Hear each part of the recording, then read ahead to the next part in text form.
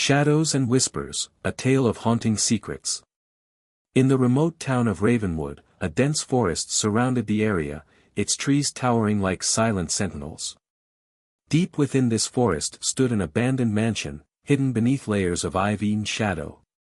Locals whispered about the place, claiming it was cursed, yet no one dared to investigate further. One stormy evening, four friends, Emily, Lucas, Sarah, and Daniel, decided to test their courage and explore the mansion. They had heard the legends, of voices that echoed through the walls, shadows that moved on their own, and secrets buried in the very foundation of the house. The door creaked open with surprising ease, revealing a grand hall cloaked in darkness.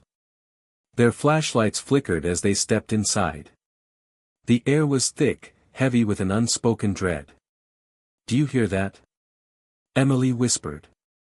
A faint murmuring sound drifted through the hall, like a conversation just out of earshot. They moved deeper into the mansion, the whispers growing louder, more distinct. Sarah froze. "It sounds like they're calling our names," she said, her voice trembling. Lucas laughed nervously. "It's just the wind." But even he couldn't hide the unease creeping up his spine. As they reached the grand staircase, a shadow darted across the upper landing. They all saw it, something moving where nothing should. Emily gasped, clutching Daniel's arm. "Let's turn back," she pleaded. Before anyone could respond, the front door slammed shut behind them. Panic set in. Lucas rushed to the door, but it wouldn't budge. "We're locked in." Suddenly, the whispers transformed into agonizing screams. The air grew colder, their breath visible in the dim light. They huddled together, their flashlights barely illuminating the oppressive darkness. Then, a deep, guttural voice echoed from the walls, "You should not have come." The friends turned to run, but the shadows around them twisted into ghastly shapes, faces contorted in pain, hands reaching out from the walls. The house was alive, and it hungered. In their panic, they stumbled upon a hidden door beneath the staircase.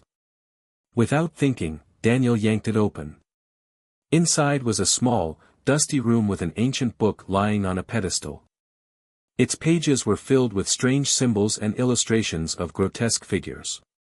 "The source of the curse," Sarah whispered, as if in a trance. She stepped forward, drawn to the book. "Don't touch it." Emily screamed, but it was too late. As Sarah's fingers brushed the cover, the mansion trembled violently.